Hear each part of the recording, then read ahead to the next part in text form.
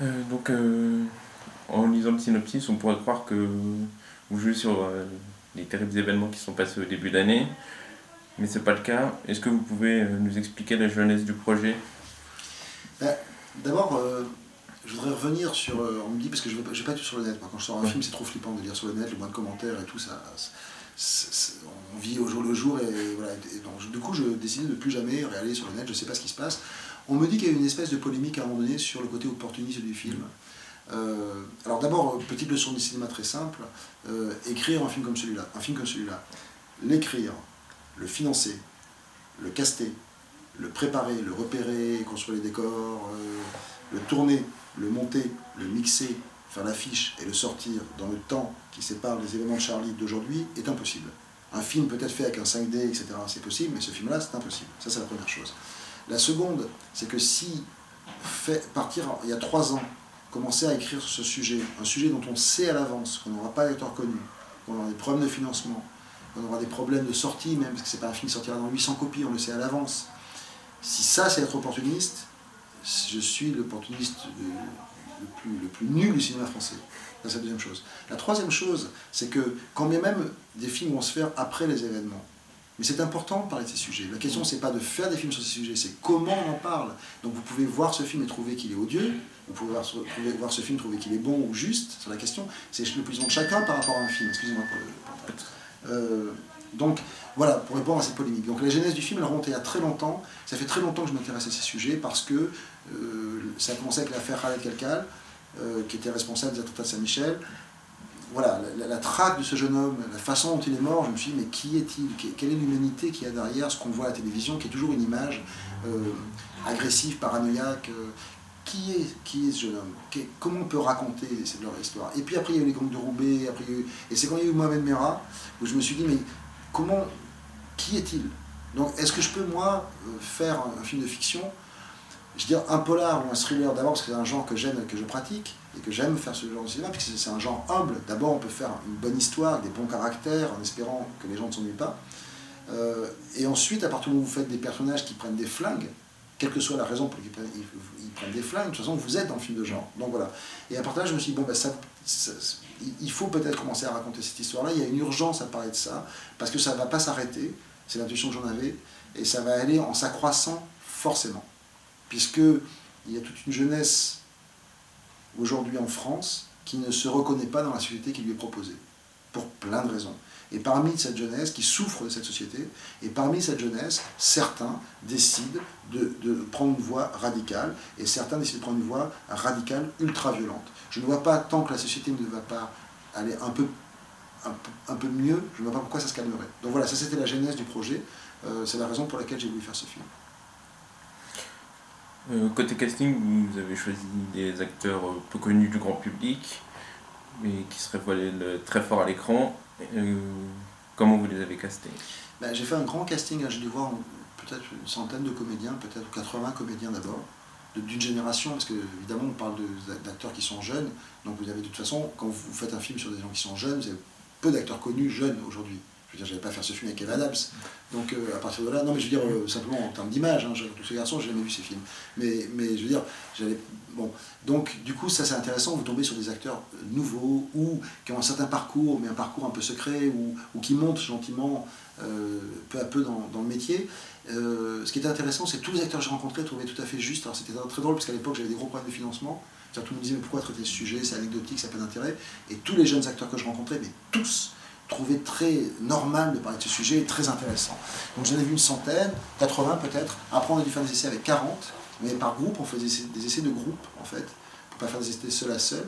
Et puis voilà, ces 5-là sont peu à peu sortis de ce casting en fait. Voilà. D'accord. On remarque que le film est très réaliste, très détaillé. Est-ce que vous pouvez nous expliquer comment vous êtes documenté et si vous avez travaillé avec la police? Oui, enfin d'abord, c'est avec Eric Bénard avec qui j'ai écrit ce film, on s'est énormément documenté, beaucoup sur le net, parce que de toute façon, c'est par le net que se transmet beaucoup cette culture de l'extrémisme. Donc on a tapé sur tous les mots-clés possibles et imaginables, on les a tapés sur ordinateur. Donc je ne sais pas ce que ça a donné en résultat dans certains services. Et puis évidemment, on a rencontré des gens concernés des deux côtés en fait. pour essayer de se renseigner. Donc, et évidemment, voilà, on s'est rendu compte qu'il y avait un sujet d'abord, un sujet inédit, une matière à traiter, et toute la difficulté était de dire comment on peut respecter les lois du film de genre, c'est-à-dire rester quand même dans une narration permanente, faire que ce soit l'action qui génère l'histoire et les caractères, tout en les enrichissant par plein de petites notations qu'on avait pu saisir, en s'efforçant de jamais viser à l'ultra-réalisme, parce que c'est impossible sur un sujet comme ça. Il n'y a que le documentaire qui peut vraiment rendre compte de cette réalité, qui est une réalité quand même très extrême, et en évitant complètement de basculer dans la postmodernité façon Tarantino, parce que là, ça serait un peu malsain par rapport à un sujet pareil. Donc c'était comment on peut rendre ce film crédible, sans viser à prétendre donner de leçons sur la question. Voilà. Pourquoi vous avez décidé de développer votre film à travers le personnage le personnage de Sam, qui est journaliste? En fait, au départ, le film c'était l'histoire d'un flic qui était infiltré dans une cellule djihadiste. Et en rencontrant des gens qui travaillent dans ces services, on se dit, mais en France, c'est impossible, ce que je ne savais pas. Aux États-Unis, on a le droit. En France, un policier n'a pas le droit d'infiltrer. Il perd son immunité, parce que c'est considéré comme de l'incitation au crime. Intéressant, hein, ce que je ne savais pas du tout. Donc, par exemple, si un flic français infiltrait une bande de dealers, si cette bande de dealers vend de la cam qui tue des gens, le flic sera considéré comme complice. D'accord. Et il ira en prison. Donc, ça leur arrive parfois, ce qu'on m'a dit, hein, de faire un petit relais, de passer un petit coup de fil, de se faire passer pour des intermédiaires pour avancer le truc, mais sinon ils ne le font pas. Donc je me suis retrouvé avec ce cas de figure qui dit, est-ce que je m'en fous? Puis je dis, ouais, je m'en fiche, personne ne le sait, donc je prends un flic. Mais ça me gênait par rapport au réalisme du sujet. Et après là, je me suis dit, si c'est pas un flic, ça pourrait être quoi? Et là, l'idée de journaliste d'investigation est venue en me disant, mais tiens, c'est encore plus intéressant parce que ça veut dire qu'il ne sait pas se battre. Ça le fragilise encore plus. Un policier, de toute façon, on sait qu'à un moment donné, il va sortir son flingue, il va faire un carton. Un journaliste, il peut tout lui arriver et il n'a pas, à part, bon, c'est plus son stylo qu'on dit aujourd'hui, ça serait son clavier, il n'a pas d'arme. Donc, du coup, et comme Alex Zidi est un acteur que j'aimais bien pour sa fragilité, je me disais, ça colle bien, quoi. Voilà. C'est comme ça qu'il fait le personnage du journaliste. Et c'était, je pense, mieux pour le film. Est-ce que vous pouvez nous expliquer le choix du titre? Oui. Made in France parce que Made in France. Non mais je veux dire, c'est parce que il y a en France, c'est le pays qui pour l'instant fournit le plus de soldats du djihad en Syrie, à ce que je sais, et aussi parce que je considère que cette réaction d'une partie de quelques jeunes, ils ne sont pas non plus des milliards, il ne faut pas non plus être parano, sont une réaction à la société française telle qu'elle traite sa jeunesse depuis longtemps maintenant. Et concernant l'affiche, on peut y voir donc, une Kalachnikov en guise de tour Eiffel. Pourquoi ce choix plutôt osé? L'affiche, alors, il y avait 12 affiches. Il y avait une affiche qui était sur les caractères, un peu plus humaniste, et cette affiche-là. Je préférais l'affiche plus humaniste, personnellement. Le distributeur a préféré cette affiche-là, que personnellement je trouvais un peu agressive. Il se trouve qu'elle a eu un buzz pas possible, paraît-il. Beaucoup de mes amis m'ont dit l'affiche est excellente, etc. J'ai accepté cette affiche parce qu'elle n'avait rien de stigmatisant. On aurait pu faire exactement la même affiche sur un groupe d'extrême droite qui commettrait des attentats, sur une bande de braqueurs qui ferait des braquages sanglants sur Paris. Donc c'est une vraie affiche de film de genre, très polar, très thriller. Donc voilà, j'aurais voulu quelque chose d'un peu plus humain parce que le film traite de l'humanité de ses caractères aussi. Bon, c'est pas le cas, mais en tout cas, elle a le mérite d'être une vraie proposition graphique. Et comme les affiches de cinéma sont parfois un peu faibles aujourd'hui, je joue beaucoup sur le casting, je me disais que voilà, au moins ça marque, et puis quand je vois les réactions que j'ai pu avoir, je me dis que le distributeur a eu raison. Vous ouvrez le film sur un discours très engagé, pourquoi? C'est pas un film sur l'islam, en aucune façon. Parce qu'on ne fait pas de film sur l'islam, ça ne veut rien dire, on ne fait pas un film sur le catholicisme, ça ne veut rien dire, on peut faire une vie de Jésus, on peut faire une vie d'un saint, mais en fait, ça sera qu'un biopic, si j'ose dire, ça ne sera jamais un vie. Bon. Donc déjà, ce n'est pas un film sur l'islam, et puis je ne voulais pas d'amalgame, c'est un film sur un fait de société, sur une bande de jeunes qui dérivent. Il se trouve qu'ils choisissent cette idéologie, mais ils pourraient très bien choisir une autre idéologie. Donc il n'y a pas de commentaire de cette religion dans le film. Simplement, il fallait qu'à un moment donné, il y ait une fois un discours qui correspond à ce qu'ils entendent. Donc, j'ai commencé par cet imam qui fait un prêche qui ne parle pas tant d'islam que de comment gérer la société, que de règles de société. Comme ça s'était fait. Et je ne revenais pas là-dessus. Et je pouvais gérer mes personnages et basculer dans le thriller à ce moment-là. Voilà, je ne pouvais pas faire abstraction de cette réalité, mais j'avais pas envie qu'elle soit là tout le temps dans le film et que du coup le film devienne un film qui essaie de délivrer un message, quel qu'il soit, sur la façon d'interpréter l'islam. Donc ça m'intéressait pas, donc c'était pas le sujet. Du coup, quel est votre point de vue sur la société actuelle envers les religions ? Votre question est quel est mon point de vue sur la société actuelle envers les religions ? Je pense que, alors je vais faire une réponse spontanée, ce qui me vient en l'esprit d'une façon immédiate et pas trop réfléchie. Je pense que le libéralisme fou furieux dans lequel nous sommes entrés il y a déjà peut-être 2-3 décennies, a tellement exclu la spiritualité et toute notion de spiritualité qu'il n'est pas étonnant qu'elle revienne parfois aujourd'hui en force de façon très violente.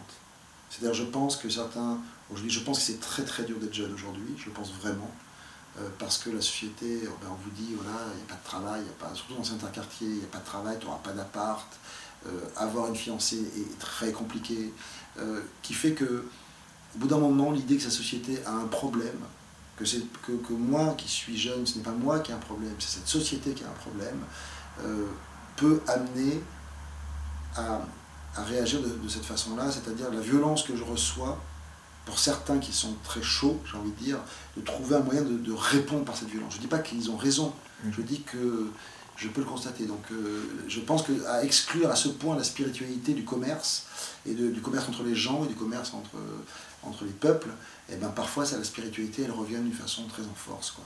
Et ça s'est vu sur les manifs aussi contre le mariage pour tous, c'est-à-dire qu'il y a un moment donné, voilà, on ne peut pas exclure la spiritualité, donc pour votre question c'est la façon dont les religions sont traitées, je pense qu'elles sont mal traitées, de toute façon, mais même dans les médias, elles sont parfois caricaturées.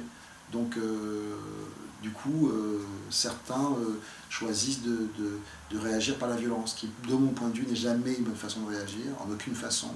Mais on ne peut pas agresser tout le temps les gens sans imaginer que certains vont, à un moment donné, certains vont devenir agressifs en retour. Voilà. Est-ce que vous n'avez pas peur que certaines personnes interprètent mal ce que vous avez voulu développer avec ce film ? Non. Non, parce que, comment dire, est-ce que j'ai peur que le film soit mal interprété dans la mesure où j'ai surtout essayé de faire un film dynamique, instinctif, et avec des caractères qui racontent une histoire en mouvement. Je n'ai pas voulu moi donner d'interprétation. Donc si les gens l'interprètent mal, je veux dire, à partir du moment où vous faites un film, vous pouvez toujours générer une mauvaise interprétation, d'une manière ou d'une autre. Donc si des gens doivent mal interpréter ce film, qu'est-ce que je peux y faire ? Mais franchement, je ne vois pas comment. C'est-à-dire que ce qui est curieux, ce qu'on découvre là, c'est que finalement, les gens ont plus d'appréhension d'aller voir ce film par rapport à son sujet. Mais finalement, ça fait déjà 2 heures en première qu'on fait. Et les gens, en fait, quand ils voient le film, ils voient le film. Et le film est un film simple, en vérité. C'est pas un film tordu, polémique. C'est pas un film qui cherche à être polémique. C'est pas un film qui cherche à être provocateur, en aucune façon. Donc, quand les gens se retrouvent à voir le film, finalement, bah oui. Et beaucoup me disent, je suis venu, j'avais un peu peur. Et ben c'est simplement le fait de traiter ce sujet qui fait que les gens se disent oula. Mais c'est parce que le cinéma français, attention, on ne traite plus les sujets qui fâchent. Donc si on avait des films qui traitent des sujets, c'est les séries télé qui traitent ces sujets-là aujourd'hui. Mais c'est pas les films. Donc dès qu'un film traite un sujet de société, on se dit oula, comment il va, oula, qu'est-ce que. Et donc les gens viennent à appréhension, puis après ils voient le film n'est que le film. C'est pas. Du coup, est-ce que certains exploitants ont refusé de prendre le film ? Je suis pas au courant. Je vous dis, ils me disent un blanc de rien. Comme ça, le film sort. Je rencontre des gens qui veulent parler du film, ça me fait très plaisir. Mais je ne suis pas au courant si les exploitants ne veulent pas le prendre, etc. J'ai aucune idée de ça. Je ne sais pas. Vous aviez parlé aussi que le film avait failli sortir en e-cinéma. Oui. Qu'est-ce que vous pensez de cette alternative ? Le e-cinéma, ça serait formidable que ça prenne. Je trouve que ça serait formidable que le e-cinéma puisse décoller. Pour l'instant, on me dit qu'il ne décolle pas. Mais moi, je trouve que ce qui est important, c'est que les films soient vus. Donc maintenant qu'il y a certains films qui ne trouvent pas accès aux salles, si on pouvait faire que les gens les voient quand même, majoritairement, la majorité des gens, je veux dire, voient des films sur petit écran. Moi le premier, je vois beaucoup de films en salle, mais vraiment beaucoup, mais j'en vois énormément sur petit écran. Donc l'important c'est que les films soient vus. Or, les films n'ont jamais été autant vus qu'aujourd'hui. Quand vous faites un film. Je sais pas, il y a 40 ans, vous faisiez un film, puis c'est 400 000 entrées, c'était un joli score, puis après c'était fini. S'il ne passait pas sur la chaîne de télé, ça disparaissait. Puis la VHS est arrivée, puis le DVD est arrivé, et puis la VOD est arrivée, et maintenant il y a le e-cinéma, et évidemment le téléchargement. Les films sont vus comme jamais. Donc finalement, moi en tant que metteur en scène, ce qui m'intéresse, c'est que mes films soient vus. Ouais. Donc, même en téléchargement, je veux dire, franchement.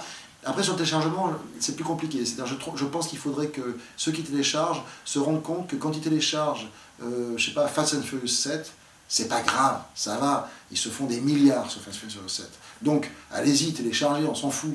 Il faudrait quand ils téléchargent It Follows, par exemple, c'est un film que j'ai adoré, là, ils nuisent au film, parce que c'est un petit film dans une petite économie, et s'ils veulent que ce metteur en scène fasse des films qui leur plaisent, téléchargez pas It Follows. Allez le voir en salle, ou si vous le téléchargez, achetez le DVD, de façon à faire, parce que sinon, en téléchargeant les petits films, Made in France, c'est un film qui a eu beaucoup de mal à se faire, le télécharger plutôt même en VOD, ça coûte, je crois, 3 euros, 4 euros, je sais pas, c'est quand même empêcher un peu que les films se fassent. Donc voilà, je pense que le téléchargement est aussi un acte politique, et après quand je vois que les gars disent, sur la guerre des étoiles, on a perdu $1 milliard en téléchargement, comment ils le savent ? Comment ils peuvent être sûrs que chaque personne qui télécharge aura acheté le DVD? Allez-y, téléchargez, c'est bon, les films qui cartonnent, ça va, ils se gavent à l'extrême.